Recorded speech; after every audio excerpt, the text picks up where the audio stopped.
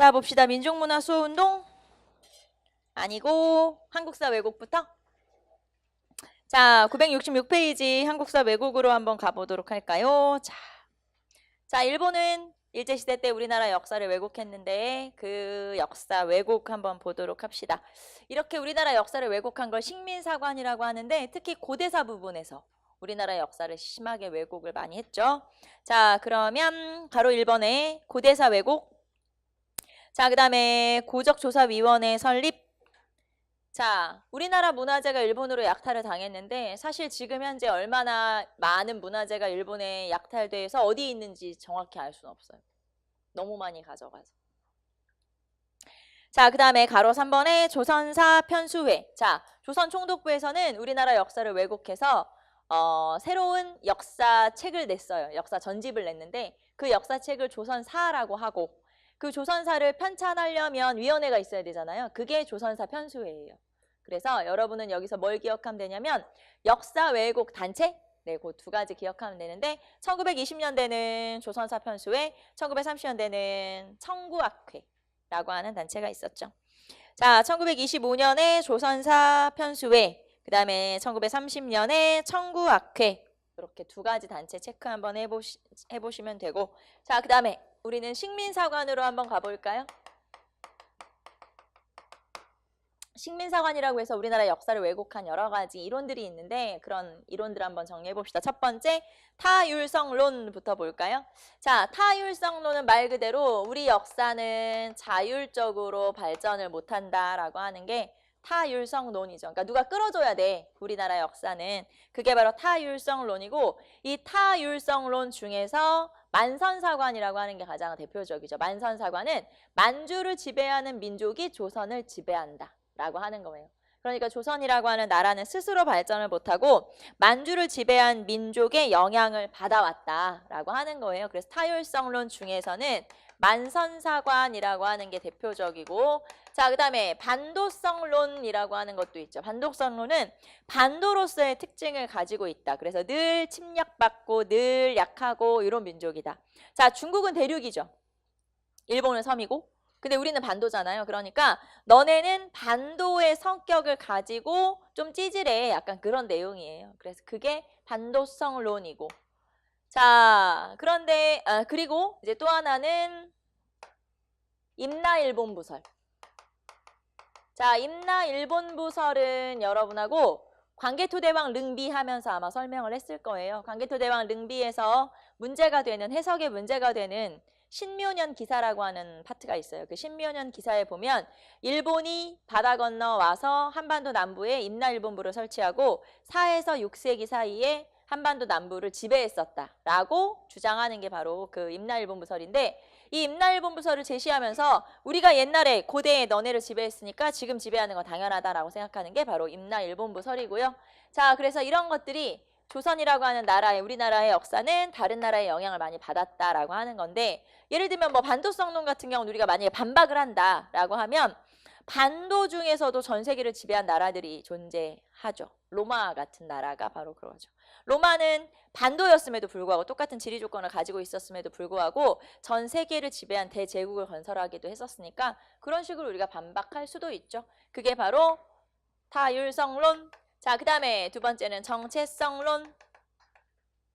자, 정체성론이라고 하는 건 정체, 멈춰있다 이 말이에요. 너네 나라 역사는 멈춰있어. 자, 그래서 이 정체성론과 연결해서는 중세부재론 또는 봉건사회 부재론이라고 그래요. 자, 역사 발전 단계가 고대, 중세, 근대로 발전해요. 전에 한번 했었죠. 고대는 노예제가 있어야 되고 중세는 봉건제가 있어야 되고 근대는 뭐 자본주의라든가 민주주의가 있어야 되는데 자, 이렇게 각각 조건이 필요하다. 그런데 중세를 거쳤다라고 하려면 봉건제도를 우리가 거쳤어야 된다. 자, 하지만 서양에는 봉건제도 있고 일본에도 있고 중국에도 있지만 우리나라는 봉건제도라고 하는 이름을 가진 이 제도는 없거든요. 자, 그러면 봉건제도가 우리나라에는 없으니까 너네는 중세를 겪지 못했고 그러면 너네 나라는 삼국에서부터 조선은 조선시대까지 전부 다 고대에 속해 있구나. 즉 발전이 없다는 거예요. 그래서 너네 나라 역사는 멈춰 있어라고 주장하는 게 바로 정체성론이죠. 그게 바로 중세 부재론 정체성론. 자, 거기 보시면 봉건 사회를 거치지 못하고 전 근대 단계에 머물러 있어서 일본보다 뒤처져 있다라고 하는 게 바로 정체성론이고요. 자, 하지만 우리나라 학자 중에서도 이렇게 정체성론을 반박한 사람이 있었어요. 뒤에 가서 이제 나오겠지만 사회경제사학이라고 해서 백남훈이라고 하는 학자는 아니거든, 우리도 중세 거쳤거든, 그러면서 이제 중세를 제시를 하기도 하죠. 그게 바로 정체성론. 자, 그 다음에 당파성론. 자, 당파성론이라는 건 너네 나라는 계속 싸움의 역사다. 말하자면 당쟁. 너네 나라는 맨날 당을 나눠서 싸워. 이렇게 이제 너네는 싸우는 역사다. 이렇게 주장을 하기도 한 게 바로 당파성론인데, 일본은 사무라이잖아요. 국가 자체가 그런 무사들이 이제 정치를 하는 거잖아요. 자, 그럼 무사들은 마음에 안 들면 어떻게 해요? 죽이면 되지. 뱀은 되는 거야. 그리고 본인이 잘못하면 할복을 하면 되고, 무서운 것들이지 아주. 근데 우리나라는 마음에 안 들면 어떻게 해요? 토론을 하잖아. 어떤 게 훨씬 더 발전적인 거야. 토론하는 게 훨씬 발전적이지. 죽이는 것보다. 그렇지 않아요? 야, 마음에 안 들어. 죽여. 큰일 나지. 그래서 어떻게 보면 가장 발전적인 형태가 나타나는 건데, 이제 일본에서는 우리나라한테 너네는 맨날 싸운다. 뭐 그런 말 있잖아. 한국 사람은 3명만 모이면 나눠서 싸운다. 편 나눠서 싸운다. 이런 얘기가 있을 정도로. 자, 어쨌든 그게 바로 당파성론이라고 표현할 수 있고요. 자, 그 다음에 나머지 일선동조론. 자, 일선동조론은 일본과 조선은 조상이 같다. 뭐 말도 안 되는 소리야. 그게 바로 일선동조론이고, 자, 그 다음에 식민지 근대화론이라고 하는 게 있는데, 자, 식민지 근대화론도 우리가 예전에 근대사회 얘기하면서 얘기했었죠. 식민지 근대화론은 일본이 우리나라를 근대화 시켜준 거다. 자, 우리가 너희를 식민지로 삼아서 다스림으로써 너네를 발전시켜준 거야. 근대화 시켜준 거야. 라고 얘기하는 거예요. 자, 그런데 우리가 아니라는 건 이미 배웠죠. 왜냐하면 우리는 이미 내재적으로 근대사회의 발전 방향으로 나가고 있었기 때문에. 자, 만약에 일제시대가 없었으면 우리가 더 발전했을 텐데 너네 때문에 망한 거야. 이렇게 우리가 얘기했었죠. 그래서 실제로는 식민지 근대화론이 아니다. 일본이 뭐 기차도 놔주고 뭐도 놔주고 해서 발전한 거다. 이게 아니라 우리는 이미 내재적 역량을 가지고 있었다라고 하는 거죠. 자, 어쨌든 이렇게 식민사관이 등장을 하게 되고, 이거와 관련해서 밑에 보시면은 일제의 역사 왜곡이 나와 있어요. 그래서 이런 것들은 일제의 역사 왜곡이고, 자, 그럼 이런 일제의 역사 왜곡에 대해서 우리가 저항하게 되죠. 자, 그래서 한 장 넘기시면 민족문화 수호 운동으로 넘어가면 이게 이제 우리의 저항, 대응이라고 볼 수 있죠. 자, 민족문화 수호 운동에서는 국어, 국사 뭐 이런 여러 가지 분야에서 일본에 저항한 이런 민족운동에 대해서 정리를 좀 해볼게요. 가장 먼저 등장하는 게 국어 연구. 자, 국어 연구로 갑시다. 자, 국어 연구에서는 단체 3개만 여러분이 기억을 좀 하시면 돼요. 첫 번째, 국문연구소. 자, 좀 멀리 가봅시다. 국문연구소는 1907년에, 자, 1907년이면 일제시대 되기 전이죠. 자, 대한제국의 기관으로서 만들어진 국어연구기관이에요. 그게 바로 국문연구소고, 이 국문연구소는 지석영, 주시경 등을 중심으로 활동했던 그런 단체죠.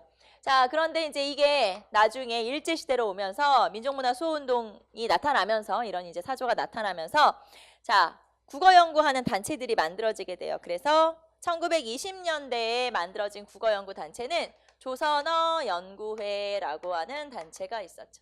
1921년에 만들어진 조선어 연구회. 자, 앞에서 지석영, 주시경 중심으로 활동했다라고 했는데 그 사람들의 제자들이라고 생각하시면 돼요. 자, 그래서 이런 국문연구소를 이어받아서 말하자면 국어 연구가 본격화되었다. 그래서 이윤재, 최현배 아주 유명한 국어학자들인데 이런 사람들을 중심으로 조선어 연구회가 만들어지게 되고요. 자, 그러면 활동 보시면은 활동은 자, 거기 보시면 잡지 한글 간행. 잡지 한글이라고 하는 게 간행되고요. 자, 그 다음에 각야날 제정. 각야날 제정. 자, 각야날은 뭐 한글날이겠죠? 나중에 한글날이 제정되기도 한다. 이 한글날의 날짜를 가지고도 한글날이 될 때마다 얘기가 나오고 있죠. 한글날이 그게 아니다 이러면서 얘기를 하고 있는데 여러 가지 좀 논쟁이 있는 것 같더라고요. 자, 각야날 제정 봅시다. 자, 그래서 이런 조선어 연구회, 그 다음에 뭐 한글 보급을 위한 노력들을 했었다라고 하는 거고요. 자, 그 다음에 이 조선어 연구회가 나중에 다시 개편이 되면서 조선어 학회라고 하는 이름을 갖게 되죠. 1931년에 조선어 학회. 자, 그러면 조선어 학회에서는 조선어 학회의 활동을 한번 볼게요. 자, 조선어 학회의 활동에서는 일단 표준어 제정. 자, 표준어를 제정했고, 그 다음에 맞춤법 통일한 제정. 맞춤법 통일한 제정. 자, 그리고 우리말 큰사전 편찬 시도. 우리말 큰사전 편찬 시도. 자, 우리말 큰사전을 편찬 시도했다라고 했는데 편찬하고 있었어요. 마무리를 못했을 뿐이죠. 자, 일본의 탄압에 의해서 사전을 만들진 못했지만 초고 작업은 많이 해놓은 상태였어요. 그래서 우리말 큰사전은 편찬 시도만 했다는 건 결국에는 만들지는 못했다라고 하는 거고요. 자, 그 다음에 여기서 하나 더. 자, 보통 조선어 연구회 업적 중에서 한글 잡지 간행이 있잖아요. 잡지 한글 간행이 있는데 이 한글이라고 하는 잡지는 이때부터 만들어지기 시작해서 그러니까 1926년 정도부터 만들어지기 시작했는데 자, 이때부터 만들어져서 조선어학회가 된 뒤에도 쭉 발간이 돼요. 그래서 여기에다 써볼게요. 잡지 한글 간행은 계속. 자, 그러니까 한글이라고 하는 잡지는 계속 나온다.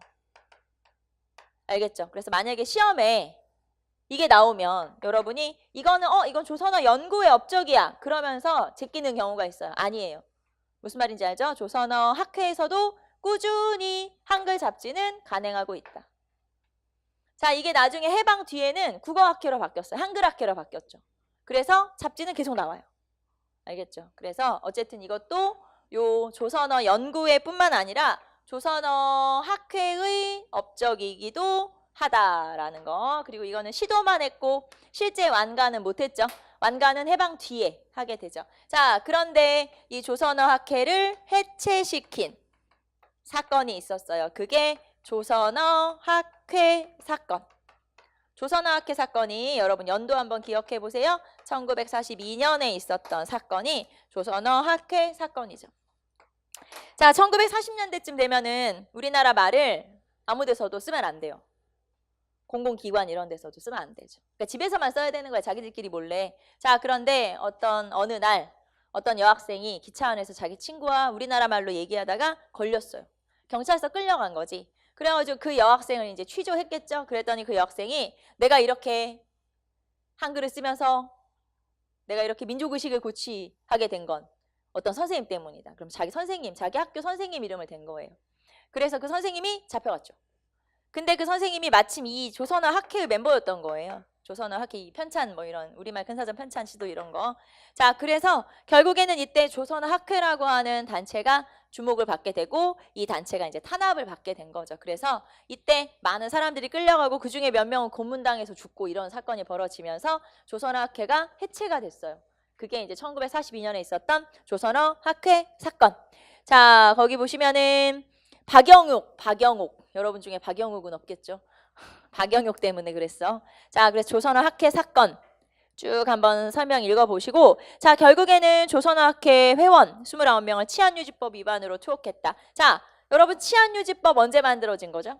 1925년에 사회주의를 탄압하기 위해서 만들었으나 이렇게 모든 데다가 붙이면 다 통용되는 법. 그러니까 결국에는 사회주의자만 탄압하는 게 아니라 결국 치안유지법은 걸리면 독립운동가를 다 걸 수 있다. 그래서 조선어학회 사건인데 치안유지법으로 들어간 거죠. 결국에는 치안유지법 위반으로. 자, 어쨌든 이렇게 조선어학회를 탄압해서 결국에는 해체되는 사건이 벌어지는데 그게 바로 조선어학회 사건이다라는 걸 알 수가 있고 자, 그래서 이렇게 우리말 큰사전 편찬을 하고 있었잖아요.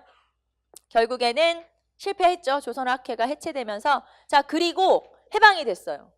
그럼 이제 해방이 되고 나서 다시 사람들이 한글학회를 만들어서 이거 해야 될 거 아니야. 우리말 큰사전 만들어야 될 거 아니야. 그래서 우리말 큰사전을 만들기 위해서 이제 노력을 했는데 뭘 찾았냐면 예전에 써놓은 그 초고들 있죠. 원고들을 찾았어요.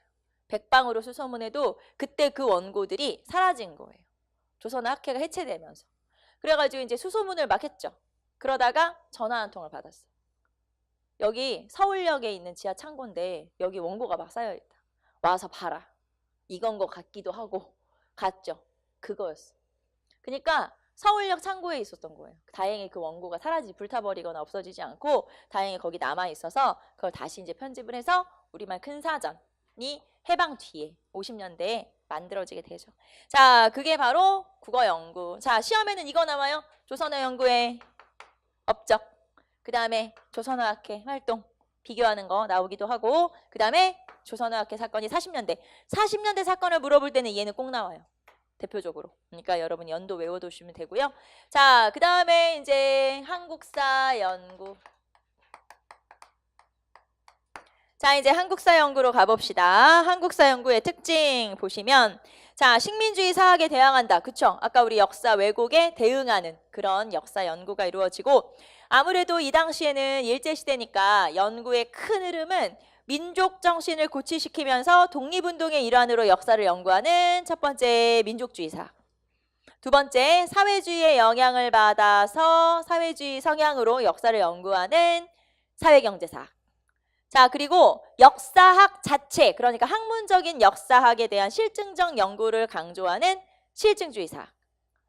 자, 이런 식으로 발전을 하게 되고요. 그래서 크게 보면 민족주의 사학, 사회경제 사학, 실증주의 사학, 자, 그 다음에 여기에다가 이제 여기서 또 이제 여러 명이 같이 하는 뭐 조선학 연구 같은 걸로 우리가 크게 살펴볼 수가 있겠죠. 자, 그러면 민족주의 사학으로 먼저 한번 가보도록 할까요? 자, 민족주의 사학에서 가장 대표적인 인물, 우리가 일제시대 전에 계몽사학에서도 이 두 명이 중요했고 일제시대도 이 두 명이 중요해요. 그래서 역사학 나올 때 이 두 명은 필수. 제일 많이 언급되는 인물이 박은식, 신채호. 네, 박은식, 신채호는 여러분이 꼭 알아두시면 되고요. 자, 그래서 박은식부터 볼까요? 자, 여러분 민족주의 사학에서 박은식부터. 자, 그러면 민족주의 사학이라고 하는 건 민족의식을 고취시키는 거라고 했으니까 이 사람들은 한 가지씩 주장하는 민족 정신이 있어요. 이런 것들을 지켜야 나라를 되찾을 수 있다. 자, 그래서 이 사람이 주장하는 민족 정신은 혼. 네, 혼 사상이죠. 혼. 자, 그래서 박은식은 민족 혼을 강조한다. 자, 민족 혼을 강조해요. 그래서 민족 혼 사상, 혼을 강조한다. 자, 그러면 박은식이라고 하는 양반은 일단 대한민국 임시정부의 2대 대통령을 역임하기도 하죠. 1대 대통령이 누구였나요?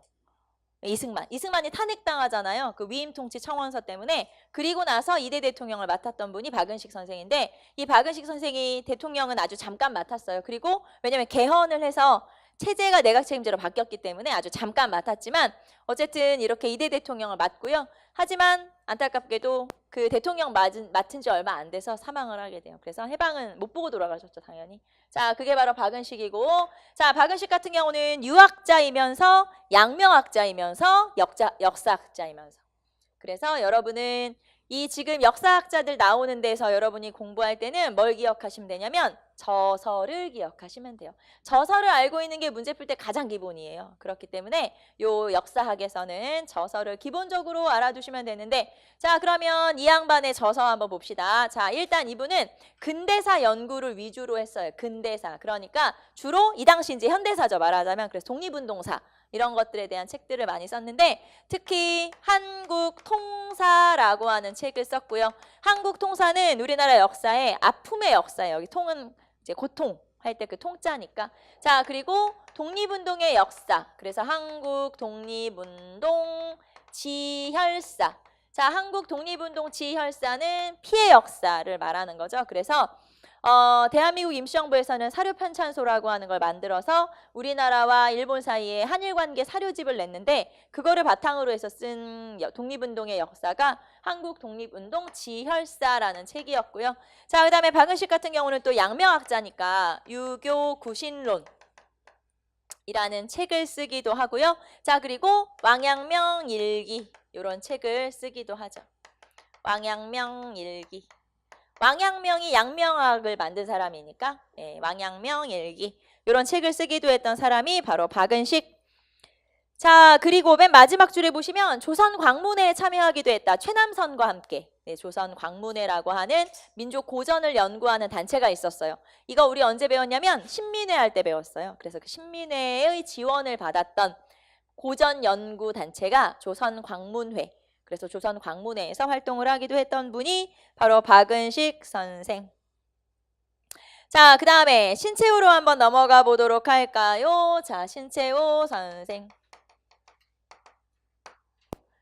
역사를 잊은 민족에게 미래는 없다. 뭐 이런 표현을 하기도 했던. 자, 신채호 선생은 무정부주의자였어요. 무장투쟁론자이면서 무정부주의자이기도 했던 분이 신채호 선생이고, 당연히 신채호 선생도 대한민국 임시정부에서 활동을 했었고, 우리가 국민대표회의 기억나죠? 국민대표회의를 개최하자고 주장한 인물 중에 한 명이고, 그 다음에 국민대표회의에서는 창조파, 네, 새로 만들자 이렇게 주장을 하기도 했던 분이 신채호 선생이고, 자, 신채호 선생은 민족중신 중에서 낭가 사상을 강조해요. 낭가 사상이라고 하는 걸 강조하는데, 여기서 낭가 사상의 낭가는 화랑정신이라고, 약간 상무정신 알죠? 잘 싸우고 막 하는 그런 상무정신, 화랑정신 이런 것들을 낭가 사상이라고 그래요. 자, 신채호 선생은 조선 상고사.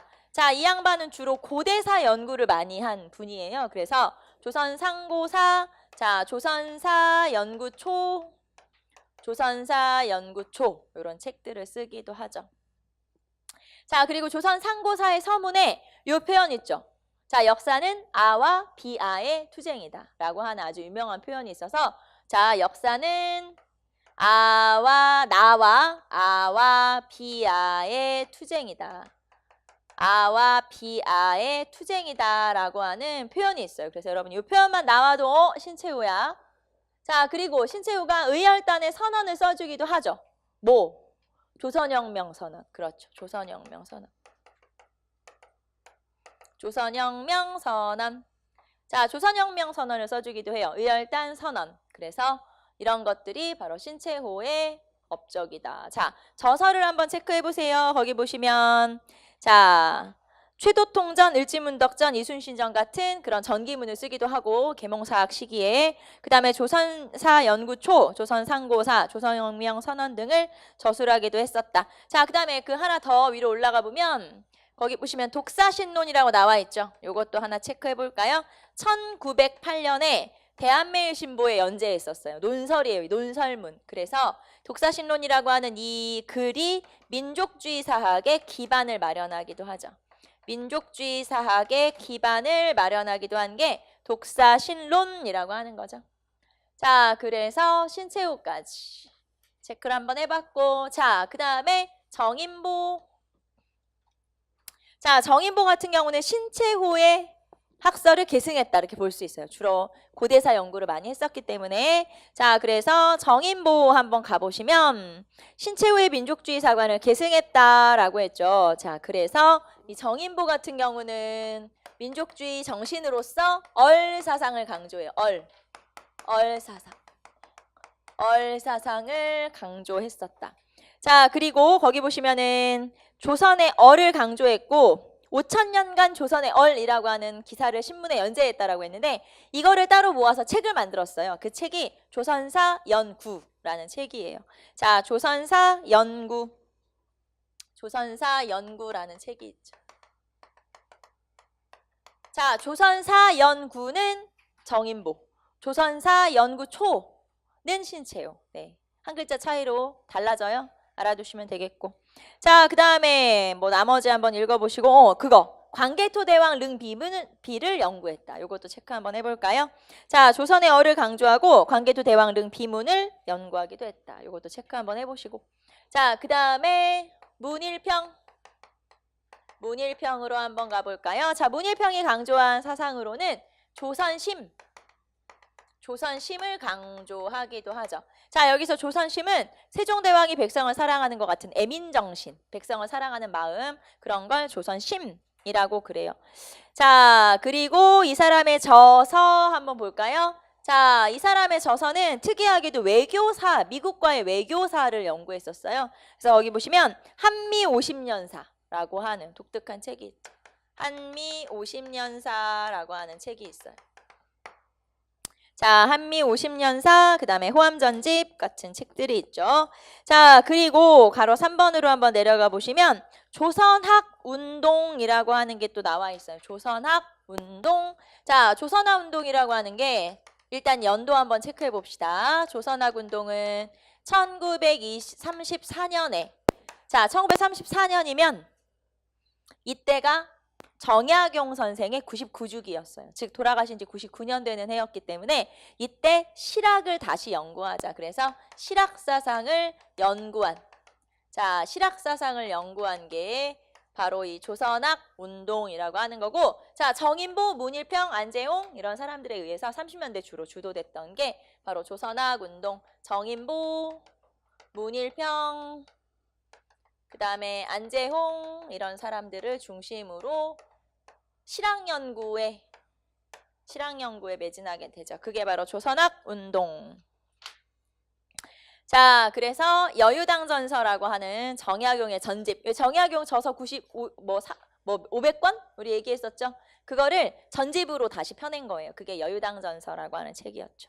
자, 여러분 한 장 넘겨보시면 974페이지.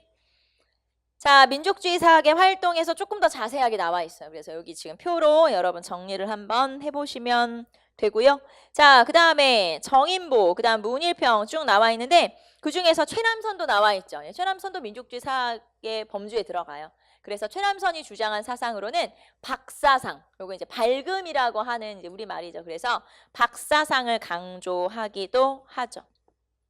한번 쭉 읽어보시고 자, 저서를 기억하는 게 여러분 문제 풀 때 가장 기반이 된다는 거, 기본이 된다는 거 알아두시면 되고요. 자, 그 다음에 사회경제사학으로 한번 가볼까요? 자, 사회경제사학은 유물사관이라고 하기도 해요. 유물사관. 자, 마르크스의 유물론에 입각한 역사 연구라서 사회주의 사상에 영향을 받았다. 이렇게 보시면 돼요.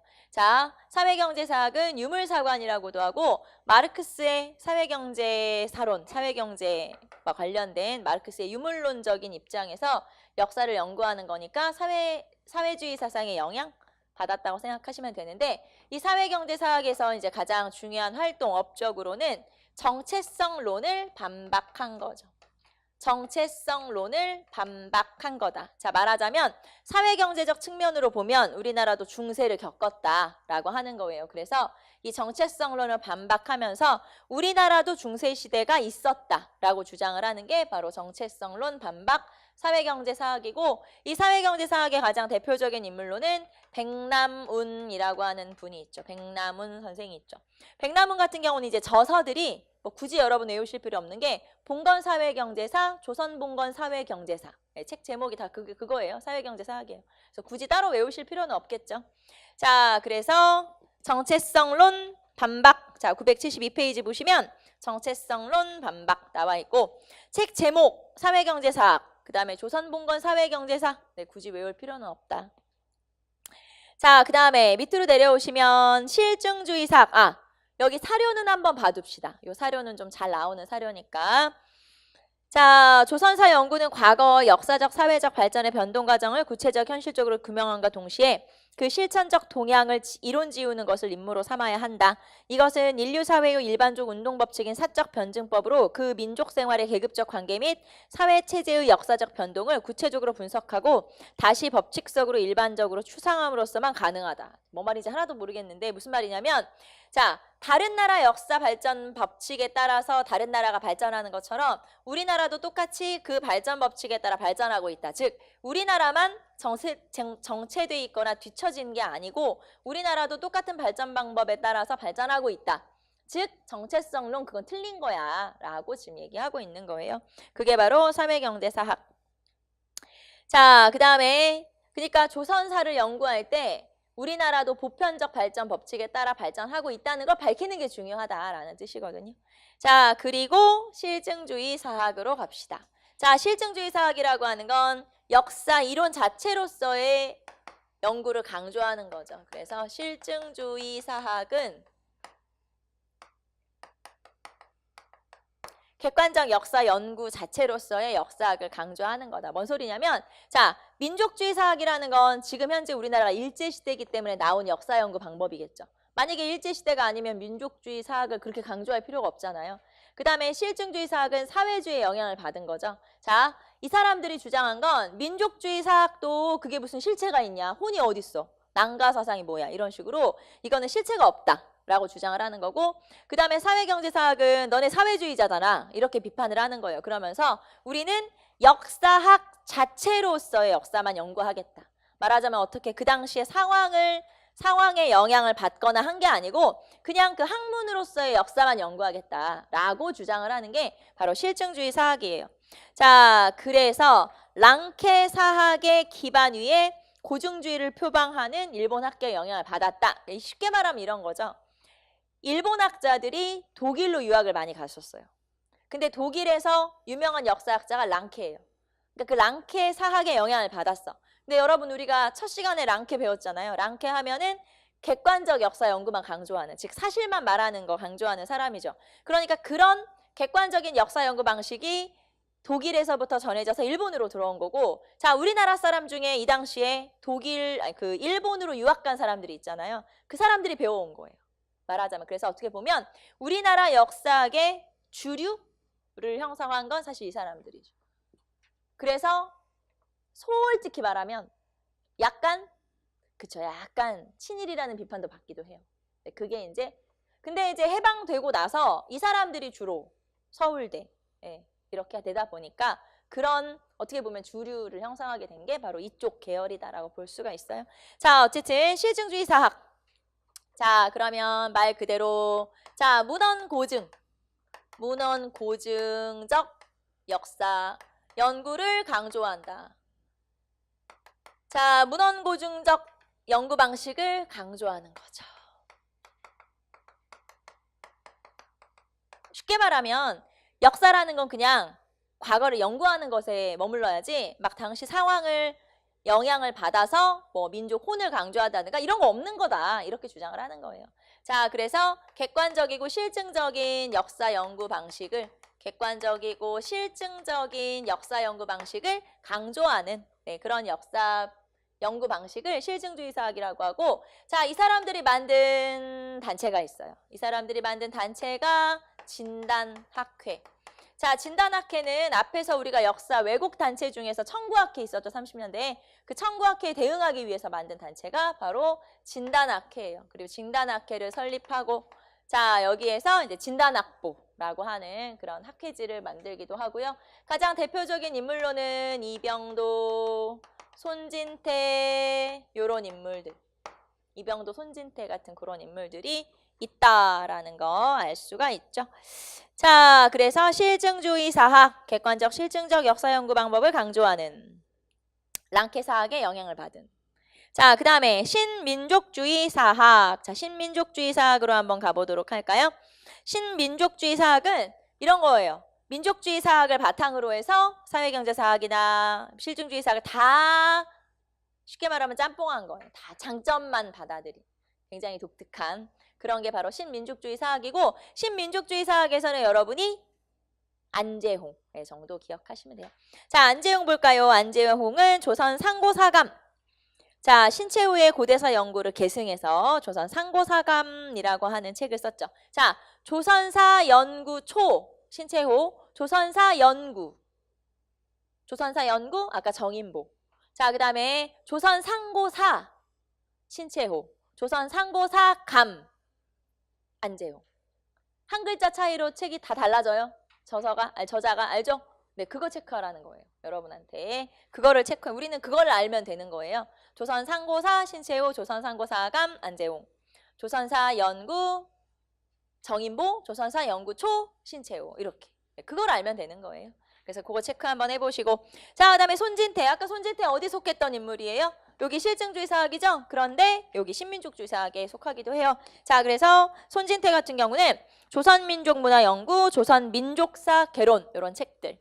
자, 손진태나 문일평이나 정인보나 이렇게 역사학자들, 뭐 박은식, 신채우는 기본으로 당연히 많이 나온다. 역사학자들 잘 물어본다라는 거 알아두시면 되고요.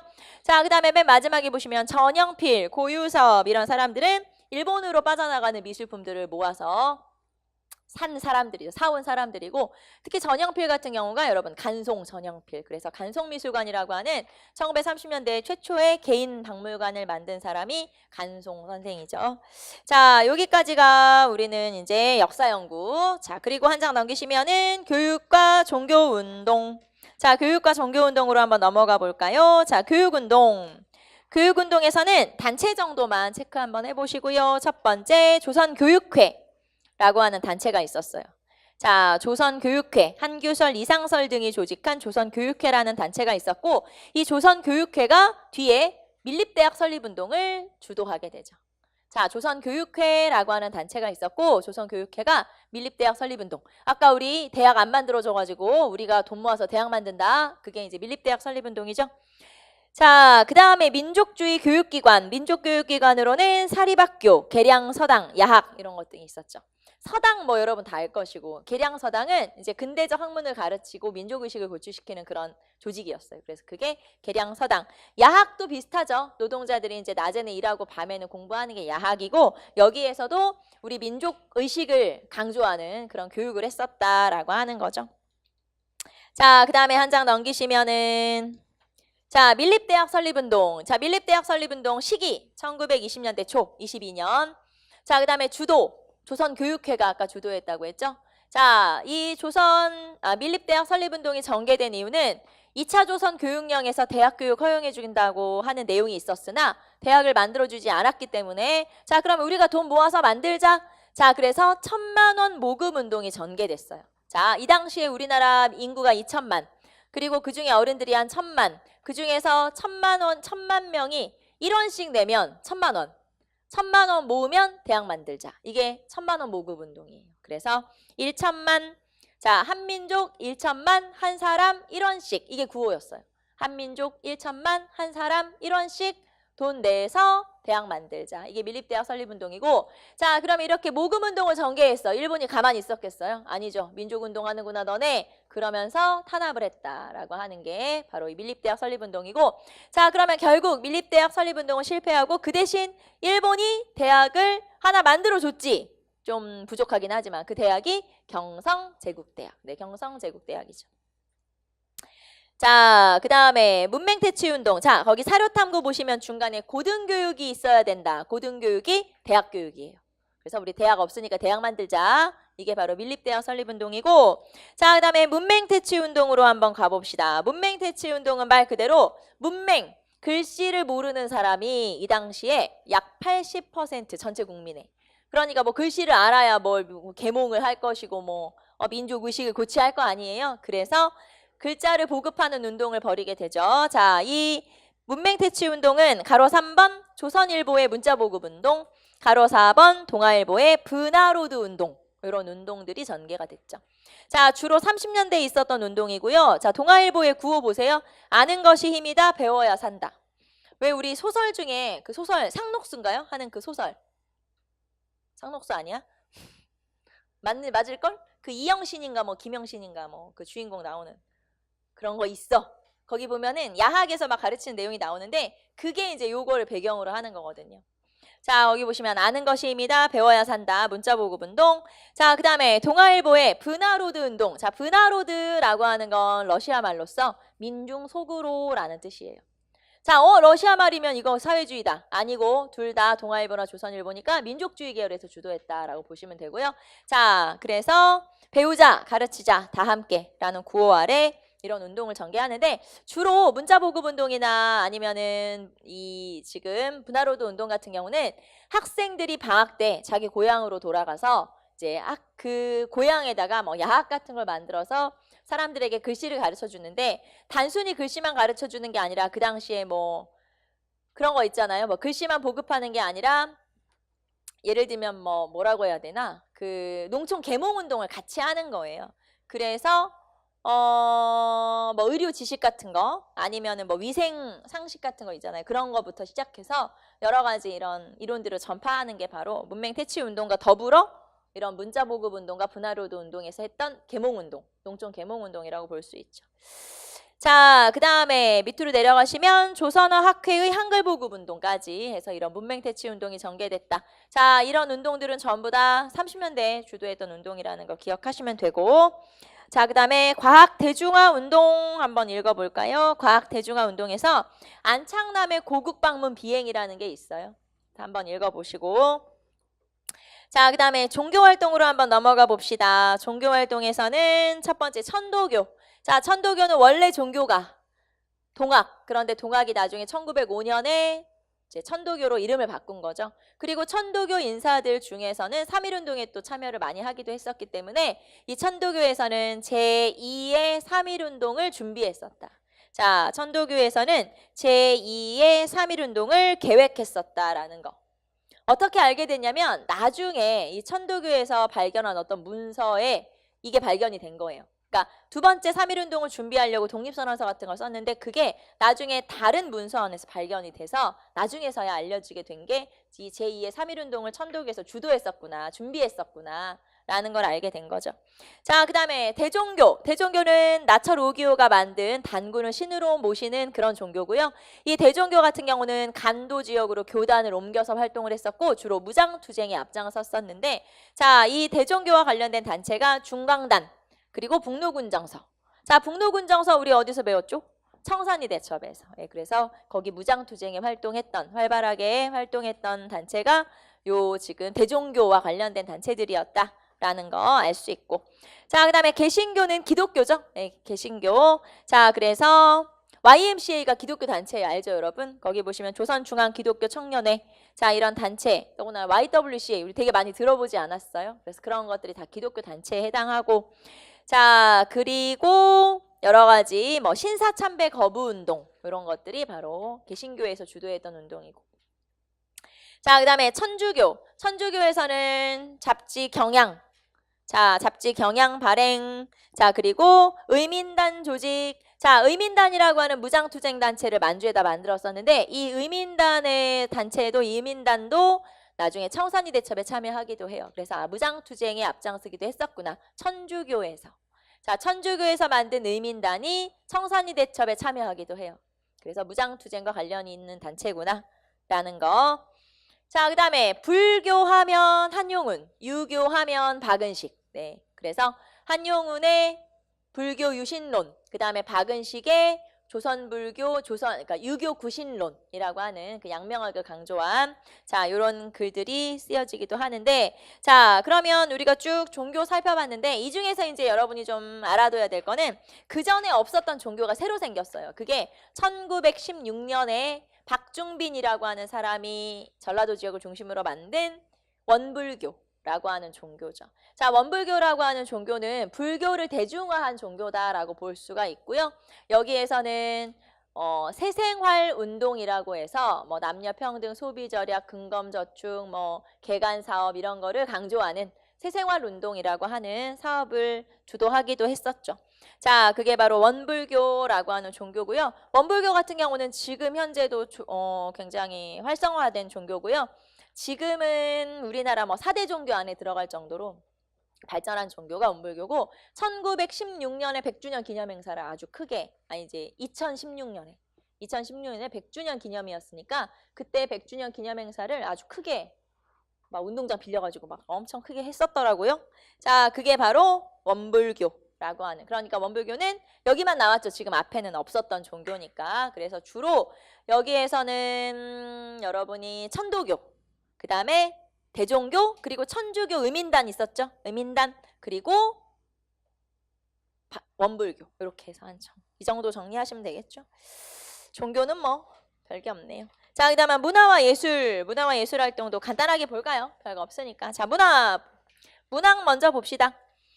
자, 1910년대 아주 활발한 활동을 전개했던 인물로는 최남선, 이광수가 자, 뭐 신체시, 신소설 이런 것 등을 발표하기부터 시작해서 그러니까 1800년대 말부터 시작해서 1910년대까지 아주 활발한 활동을 전개했던 작가들이 최남선, 이광수예요. 자, 그러다가 20년대로 넘어가면 20년대는 여러분 사회주의가 이제 우리나라로 전해지죠. 그래서 사회주의의 영향을 받은 그런 단체, 그런 작품 이런 것들이 만들어지기 시작하는데 자, 이렇게 사회주의의 영향을 받은 이런 문학의 흐름을 우리가 신경향파 문학이라고 그래요. 자, 그래서 신경향파 문학이 등장을 하게 되고 자, 이런 신경향파 문학의 등장과 함께 사회주의와 관련된 예술가 단체가 만들어지는데 그 단체가 카프, 조선 프롤레타리아 자, 예술가 동맹 뭐 이런 단체예요. 그래서 카프라고 하는 단체가 만들어지죠. 1925년에 카프가 성립되었다. 시험에는 신경향파 문학이나 카프 물어보는 경우가 있어요. 20년대 주로 활동이다라는 거 알아두시고요. 자, 그 다음에 20년대 항일문학 그리고 동인지 뭐 이런 것들 한번 여러분이 읽어보시고 자, 그 다음에 신경향파 문학 이후에 프로문학이라고 해서 조금 더 극단적 계급주의 노선을 추구하는 게 프로문학. 자, 그 다음에 사회주의는 아니더라도 여기에 동조하는 동반 작가 뭐 이런 것들이 등장을 하고 여기에 반대하는 민족주의 성향의 국민문학 이런 것들이 또 등장을 하기도 한다. 쭉 한번 읽어보시고 제일 중요한 건 신경향파 문학과 카프, 네, 카프 이렇게 정리하시면 되고 자, 30년대로 넘어가면 저항문학과 친일문학으로 완전히 딱 갈라지죠. 친일문학 하면은 거기 보시면 이광수, 최남선, 뭐 노천명, 주요한, 서정주, 모윤숙 등등 엄청 많아요. 특히 서정주 같은 인물은 우리나라 문학에는 빼놓을 수 없는 아주 큰 업적을 남긴 시인이자 작가였지만 친일. 이 사람은 일제시대 때는 친일. 그 다음에 군부독재 시절에는 또 군부독재의 뭐랄까요. 군부독재를 찬양하는 그런 글을 썼죠. 예를 들면 뭐 전두환 대통령 생일 탄생 축시 뭐 이런 거 있잖아요. 네, 그런 걸 썼던 양반이. 안타깝죠. 이 사람의 재능에 비해서 그런 식의 활동들을 했기 때문에 굉장히 안타깝고 나중에 해방되고 나서도 제가 이광수 얘기도 했었지만 이 양반도 마찬가지예요. 친일 왜 했냐 그랬더니 우리는 이렇게 일본이 빨리 망할 줄 몰랐다. 나라를 위해서 어쩔 수 없었다. 이런 식의 발언들을 남기고 끝끝내 사과 한마디 남기지 않고 지금은 돌아가셨죠. 안타깝죠. 자, 어쨌든 그 다음에 저항문학 하면 우리가 이육사, 윤동주 등등 자, 그 다음에 밑에 이제 사료가 나와 있고요. 시들이 나와 있죠. 특히 노천명이라든가 서정주 같은 경우는 일본 군대에 우리나라 청년들을 동원하기 위한 글들을 써서 거기 보시면 노천명 임의 부르심을 받들고서 뭐 이런 거 내가 남자였다면 나도 군대 갔을 텐데 막 이런 글들 막 그런 독려하는 그런 글들을 써서 안타깝게도 친일을 행위를 했죠. 자, 그 다음에 예술활동으로 넘어갈게요. 예술활동에서 첫 번째 음악 나오죠. 자, 음악은 대표적으로 우리가 홍남파, 뭐 현재명 알죠 여러분? 하지만 다 친일이기 때문에 아무 의미가 없다. 자, 그 다음에 그래서 안익태가 애국가를 작곡했잖아요. 근데 이 사람도 친일이거든요. 그래서 이 애국가 이거 우리가 계속 불러야 돼? 이런 얘기가 계속 나오고 있죠. 자, 그 다음에 미술활동으로 넘어갈까요? 미술활동에서는 전통회화, 서양화, 친일화가 나와 있는데 거기 보시면 이중섭, 뭐 제일 유명한 이중섭, 소 그림도 유명하고요. 자, 그 다음에 뭐 나혜석, 여류 작가였던 나혜석 뭐 많이 들어봤죠? 쭉 한번 읽어보시고 자, 그 다음에 연극에서는 1920년대에 토월회, 그 다음에 30년대에 극예술연구회 같은 그런 단체가 만들어지기도 하고요. 자, 그 다음에 영화로 넘어갑시다. 이 중에서 이제 여러분이 좀 기억하셔야 될 거는 바로 이 영화네요. 자, 영화에서는 1926년 영화가 개봉을 했는데 그게 나운규라고 하는 감독의 아리랑이라고 하는 영화가 가장 대표적이죠. 이 나운규의 아리랑은 이 사람의 고향 지역에서 이제 쉽게 말하면 그 힌트를 얻어서 이제 그 영향을 받아서 만들었대요. 그래서 이 아리랑이라고 하는 나라는 민족적 내용을 담고 있기 때문에 그 당시에 굉장히 흥행을 했던 지금으로 하면 한 1000만 영화쯤 되겠죠. 그게 바로 이 당시에 나운규의 아리랑이라고 하는 영화고요. 자, 연도를 한번 기억해 보세요. 아리랑이 개봉했던 건 1926년. 네, 1926년. 오른쪽에 보시면 포스터 남아있죠. 포스터는 남아있는데 영화 필름은 남아있지가 않아요. 안타깝게도 영화를 우리가 내용만 알 수 있고 필름은 직접 볼 수는 없죠. 그게 바로 나온규의 아리랑이라고 하는 거고요. 자, 나온규가 거기 사진에 오른쪽 두 번째 사진에 그 중에서 이 앞줄에 어린아이를 이렇게 안고 있는 약간 좀 까맣게 나온 사람 있죠. 네, 그 사람이 나온규예요. 그래서 이 사람이 감독, 그다음에 극본, 뭐 주연 이렇게 했던 게 바로 아리랑이라는 작품이죠. 그 당시에 우리나라는 1920년대 이미 영화가 만들어졌으니까 그래서 우리나라 영화 산업이 생각보다 꽤 많이 발전을 했었어요. 영화 엄청 많이 만들어내고 그랬었거든요. 자, 어쨌든 영화 활동까지 자 여기까지 해서 여러분하고 근대, 그러니까 일제시대죠. 일제시대까지 쭉 마무리했고요. 자, 이제 오늘 나머지 시간은 여러분하고 현대, 네, 현대의 마무리를 좀 해보도록 합시다. 우리는 잠깐 쉬었다가 이제 정부 수립 과정, 네, 정부 수립 과정 들어가 보도록 할게요. 잠깐 쉽시다.